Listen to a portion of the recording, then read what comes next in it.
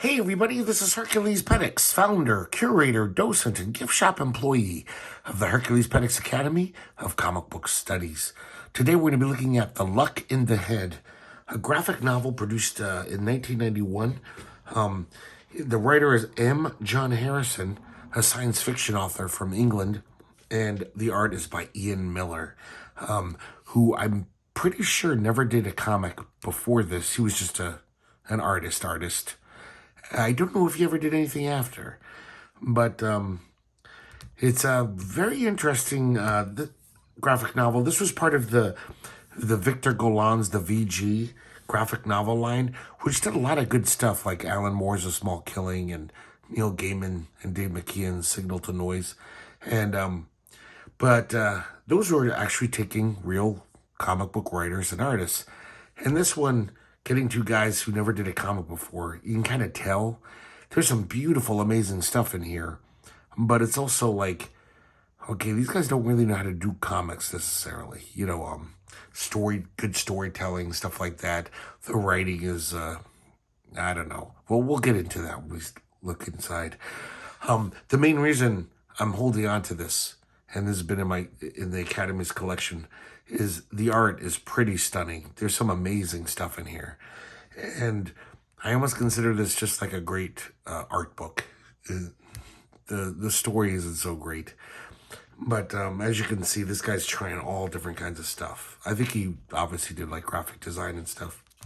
But these were very nice, handsome graphic novels, the VG line.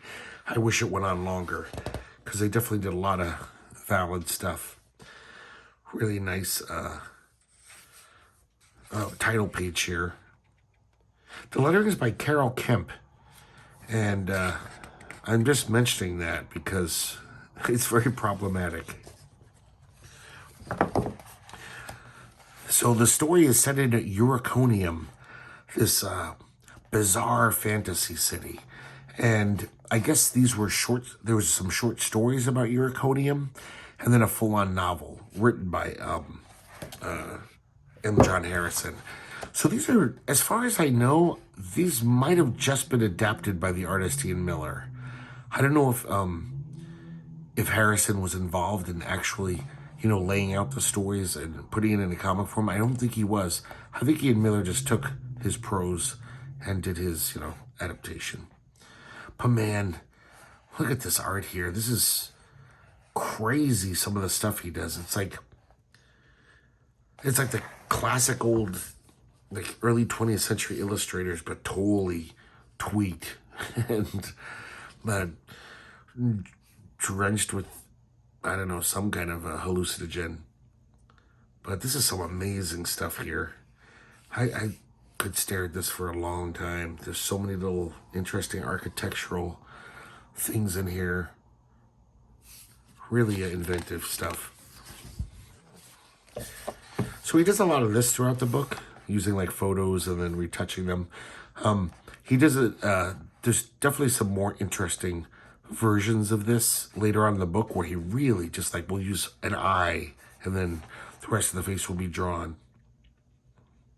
So Euroconium, it's hard to describe this whole story. It's not much of a story. The whole thing reads like just one long fever dream. It's almost like Franz Kafka. It's just this weird place that is, it's definitely dark, kind of nightmarish. It's just this weird city and just bizarre things happen all the time. Apparently there's an arena there that has gladiatorial combat every night where political criminals and religious criminals are basically sacrificed for the crowd's amusement. Not a big fan of this, using these photos so much. He does it a little better later on, but it really starts off, those first two pages are kind of, I don't know, off-putting. This apparently is like the national anthem of the city. Ululu. Everyone runs around singing it. But we've already seen so many different styles, and we're going to see a lot more. So this is the story of Ardwick Crome, who's a poet. He moved to Uriconium as a young man. That's really nice.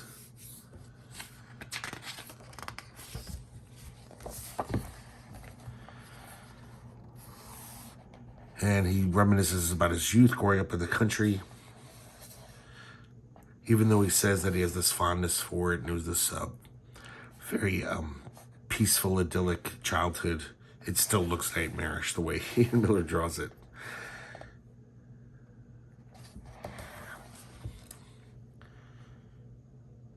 For some reason, Ardwick, it's almost like his alter ego is this like bird. So he's either dressed up in this bird costume. It doesn't make any sense. It's not like he's literally putting on a bird costume. It's just symbolism. Or sometimes he's a full-on like this cartoony weird little bird. Like I said, it's like a dream, this thing, this whole graphic novel. So nothing really makes sense.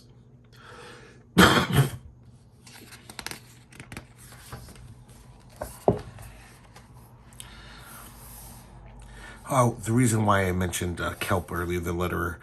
This lettering, it looks very kind of artistic. It's kind of aesthetically pleasing, the script. But I gotta say, there's I had to slow down. A lot of words you can't even read unless you really look at them closely. So, sure, it looks pretty, but it really gets in the way of storytelling. And so, obviously, not a good thing. It was quite annoying, where sometimes I'd have to look at a word for like 10 seconds and be like, wait, what is that?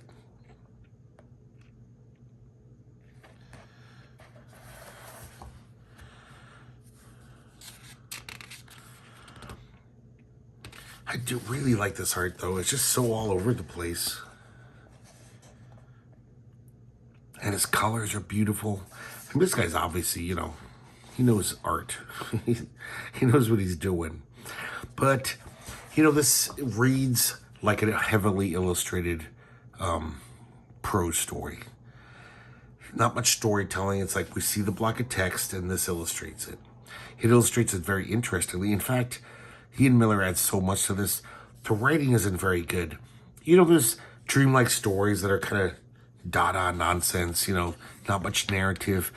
I've read some of those that are great because the writer, each individual disjointed scene has a point of interest, something fascinating, some bizarre idea, and he doesn't really offer that. I mean, sure, there's some weird shit going on, but nothing's that like makes you stop and go, oh wow, that's a neat idea. Here's some more of that photo work, but messing the photo up. So to me, this is just all about the art. And,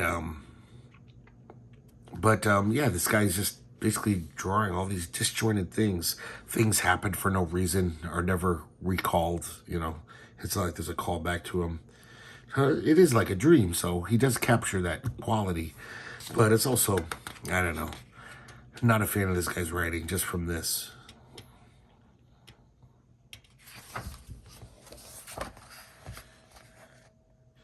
There's so many points to this quote-unquote story that I'm not even going to bring up.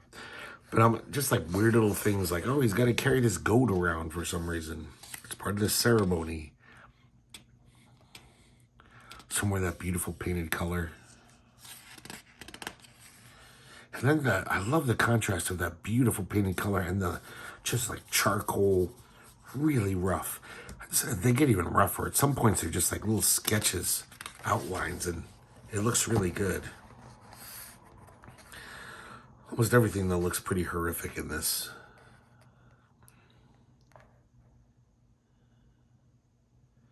He's way more detailed. I don't know why, but there's that old English printmaker and artist, James Gilray. Even though he's more like Gustave Doré or like, Franklin Booth with the amount of lines he likes to put in some of the drawings. But then stuff like this, look at that. He's just rough sketching. It looks great, especially, like I said, with the contrast of the beautiful color.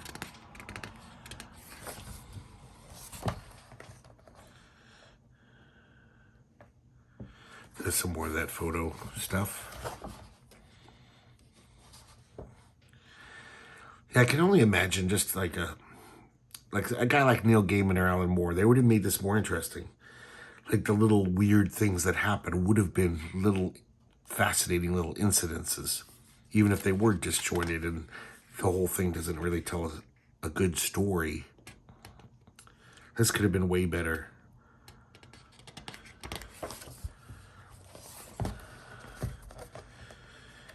Here's some more of that contrast. Incredibly detailed. But this kind of zany, cartoony guy with the photos. The photo face.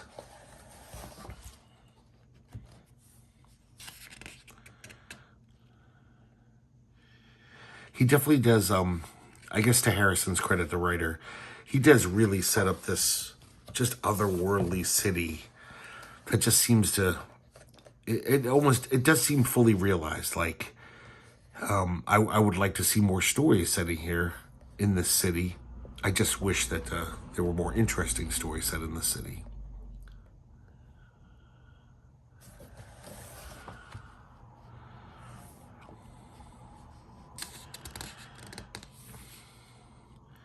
So much good art in here.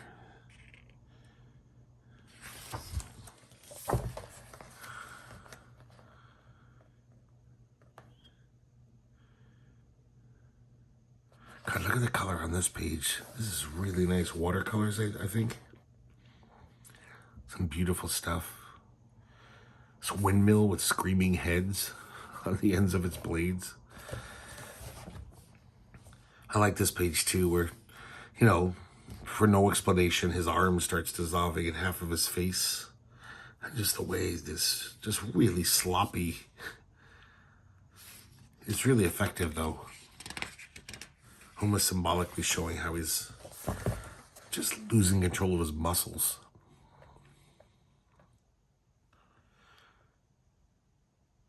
Yeah, he has a great palette. Like, I love this when the city gets dark. These dark blues of the city streets.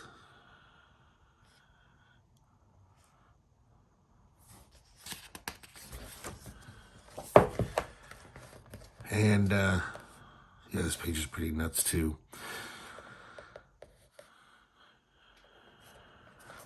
So now he goes to this, like, I don't know, a cafe. And he meets his friend, Ansel Verdigris. Throughout the whole book, I thought his name was Verdigins because the writing is so sloppy. That's an R and an I, not an N. That's what I was talking about, how annoying the lettering is. It's like I didn't even know this guy's name until in one word balloon she spells it, does the calligraphy clear enough that I could be like, oh, it's Verdigris. I get it. He's almost always has this photo face when you first meet him. Look at the contrast, just photograph and then like very rough shading. And he's a typical weird Kafkaesque, bizarro character. Everything he says is just odd, you know. It's that kind of thing. Almost like Waiting for Godot, Samuel Beckett. Everyone just says bizarre things. This getting back to that really fine illustrative style. Man, definitely putting the work in. This almost reminds me of Pink Floyd The Wall here. Gerald Scarf's cartoony.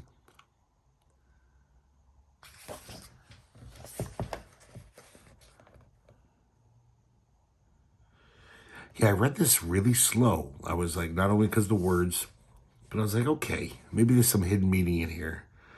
You know, this is some basically poetry. The writing is mostly kind of prose poemy. And I was just like, nah, I just think he's not that good. He's not really telling me much with all these words. But then again, I'm a dummy, so probably this is. And once again, it's poetry. If it's poetry, it's all subjective. Some people might get a lot out of this writing.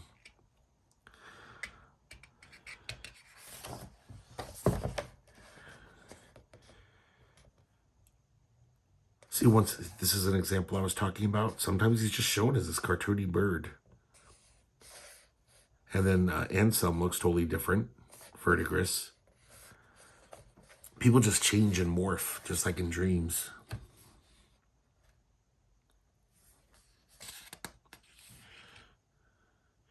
I guess the city used to be run by the analeptic kings. And, but now it's run by Mammy. I think her name is that. I can't. For the whole time I was confused because of the bad handwriting, the letter calligraphy. But I guess there's a big procession. She's the queen of the city. No one knows why. She's basically almost like a cataleptic. She never talks. She like late at night you can hear her singing old songs to herself. Like I think she's just senile and crazy, but she's the queen. Man, that is quite like looks like some of the best like caricature art, like I can't think of any names now, but man, it's good.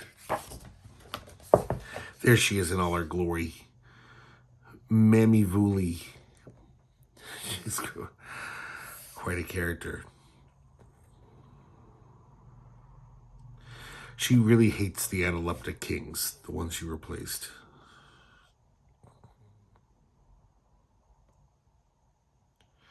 I'll read some of this just to give you the flavor of his writing.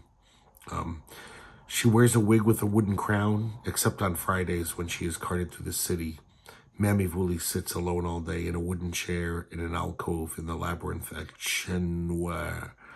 At night she can be heard singing to herself in different voices. No one knows why.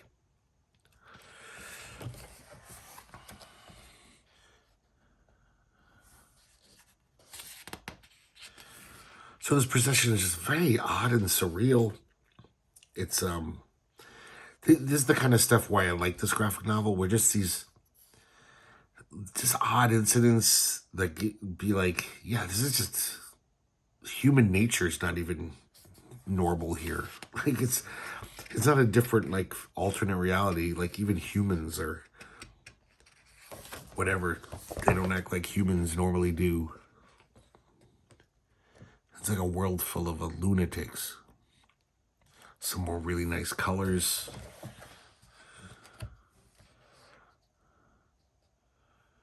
God, that's nice.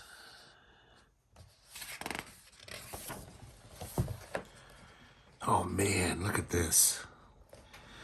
This is by the seaside. There's this little seaside village. And Ardwick goes there to, I'm not quite sure. It's dream logic.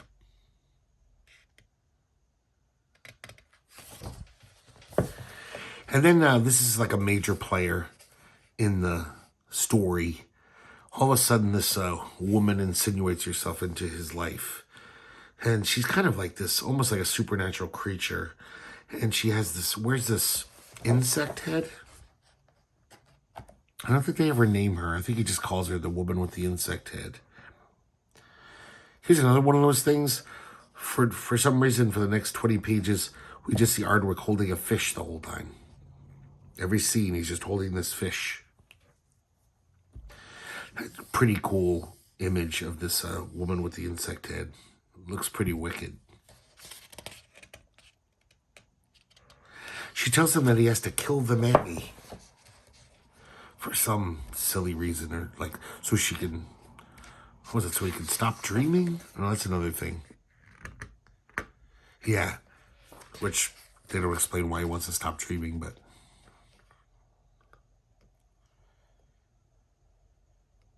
The art kind of degenerates again, but it looks really cool.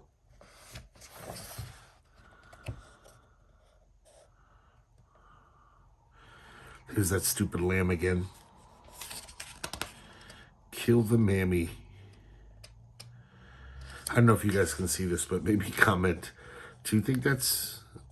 I think it is 2 M's. Or maybe it's Manny. Those are 2 N's, but I can't tell.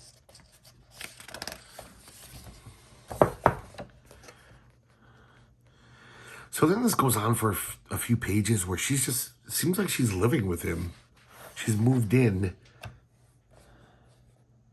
God, look at that. Classic old illustration style. That's amazing stuff. Looks like, totally looks like remember that guy Chris Cajero Cilla? He'd do like record albums and like fancy art books. It kind of looks like that. Except not the style, but just that weird helmet.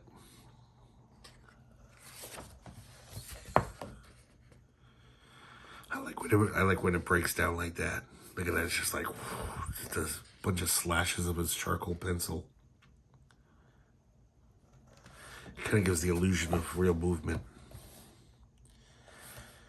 And then I'll go back to some amazingly detailed drawing. Well, even this, I mean, just got every grain on the wooden floor is drawn.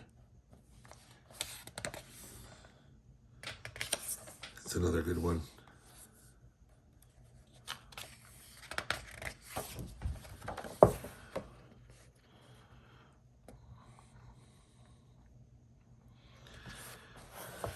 So she gives him this like kind of magic sword. A very odd hilt here. This bulbous little, it's like a clown nose at the end of the sword. Craziness right there. She gives him the sword so he can kill the mammy. Mammy Vooley.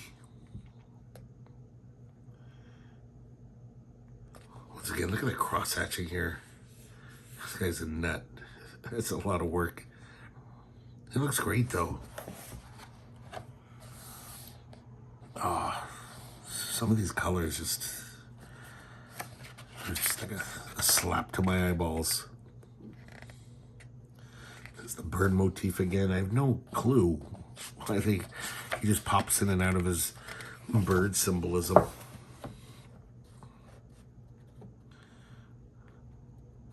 So I guess other than the woman with the insect head, he's been pretty, he can't work.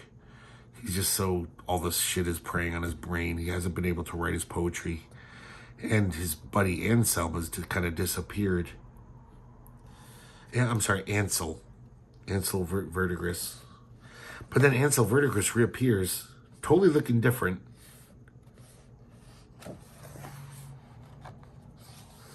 Yeah, he's pretty unrecognizable. See, this is what I was talking about, where this is like using a photo, but then completely redrawing it and retouching it. So it does have this weird effect. It's kind of creepy looking.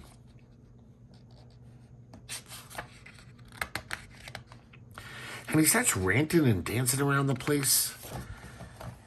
And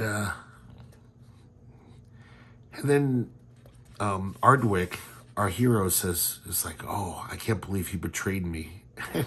He doesn't even, I don't even know what he's talking about. That's how vague this writing is. It's like, okay. Oh, I love this example of his sketchiness. Look at this.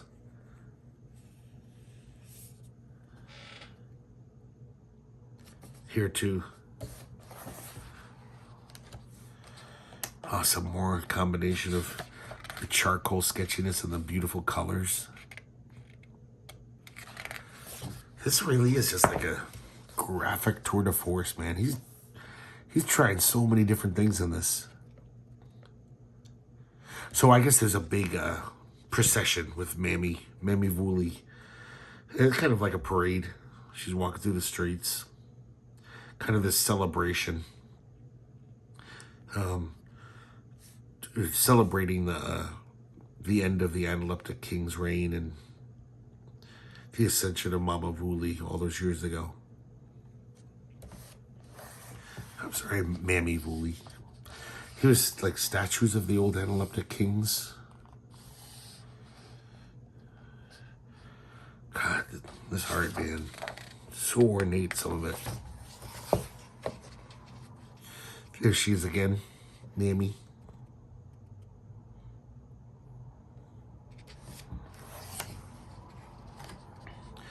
Lots of silly things happen that aren't that interesting. They're just kind of a little bizarre.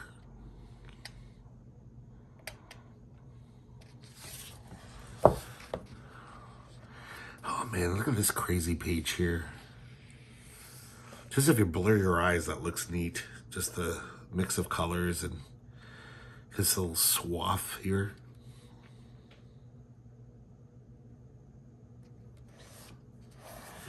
And so he's about to kill Mammy finally. He's reaching for his sword. And then all of a sudden, Ansel Verdigris shows up. And now he's got a rooster head on. And he's acting zanier than before. This is so silly and weird. But then this is really interesting. All of a sudden, the art goes kablooey. It's almost like the moment's so intense. Like he's going to kill Mammy. And then Ansel starts yelling to the crowd like, this guy's going to kill the queen. Stop him. You know, so I guess he is betraying Ardwick, even though earlier we didn't know why, what he was talking about. And of course, very much like a dream, all these incidents happen. When he reaches for the sword, it's like his hand is this thick clubbed mass. Like something happened to his hand, so he can't pull out the sword. You know, that kind of annoying shit that happens in dreams. And here's Arliss, or God, I keep forgetting his name. Let's call him Verdigris. You know, yelling, saying, stop him. That guy. And then look at the art, just gets wonky as hell. Just a little bit's photo here, and then the rest is this completely almost abstract art style. Well, not, I guess, primitive, like a weird primitive art style. Which really adds to the, like, I don't know, the impact of the scene. It's like after all this just kind of low-level weirdness, this is like the one, like, almost like in a real story, you know? This is like the climax. And everything's, oh, look at this art. It's a completely different guy, almost. It looks like, you know, drawing. So he says, Verdigris, what have you done? And he approaches Verdigris and cuts him right through the skull, cleaves the skull.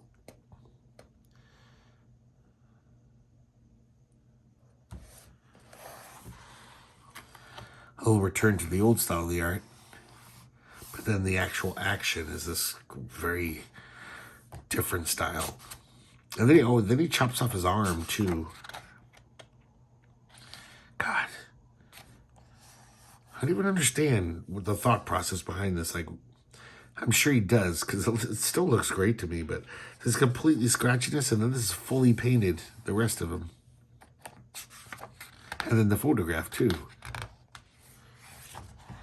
Such a bizarre mix.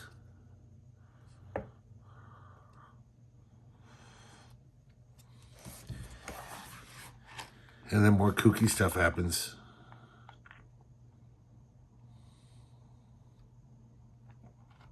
Hardwick is still in that primitive state. I think because his emotional state is heightened. All this intense actions going on. But he is caught by the gendarmes. Tries to fight him off, but he fails. And it seems once he's, you know, subdued, and they've got him and they're carting him off to jail, he's back to normal. He's just the excitement's over.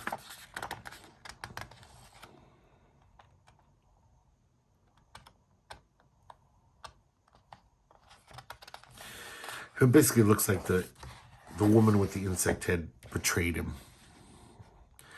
So then he's brought before Mammy, and she forgives him. She says, I forgive all my subjects, even this one, the one who tried to kill me. Henceforth, the city will be called Virico, the city in the waste. And everyone starts singing the national anthem of Haolulu. And it looks like things are going to be exactly the same. It just has a different name, the city. Because they repeat one of the opening passages about how the arena, they are burning or quartering someone every night for political or religious reasons in the arena. And that's it. A nice drawing there. Very well designed. These are really nice graphic novels, the VG line. Only lasted a few years, unfortunately. So there you have it, guys. Luck in the luck in the head. I guess if you have a low threshold of bullshit, this would be annoying. It is pretty pretentious and just, I don't know. But just consider it a really nice art book. And this is some beautiful stuff. And I gotta give him some credit. This writer. It was interesting to see this crazy, bizarre landscape. I'd rather read this than the latest Justice League issue. I'm pretty sure. So, yeah, I was considering kicking it out of the Academy, but I'm definitely gonna hold on to this after seeing that art. I haven't picked this up in 20 years probably. Totally forgot what it was about or what it even looked like. But it was just sitting there on my shelf for all these years, and I was like, yeah, I'll do that one next. So hope you guys enjoyed looking at it, at the very least, because that's pretty much its main value, is to look at. And I hope to see you next time here at the Herculespetix Academy of Comic Book Studies.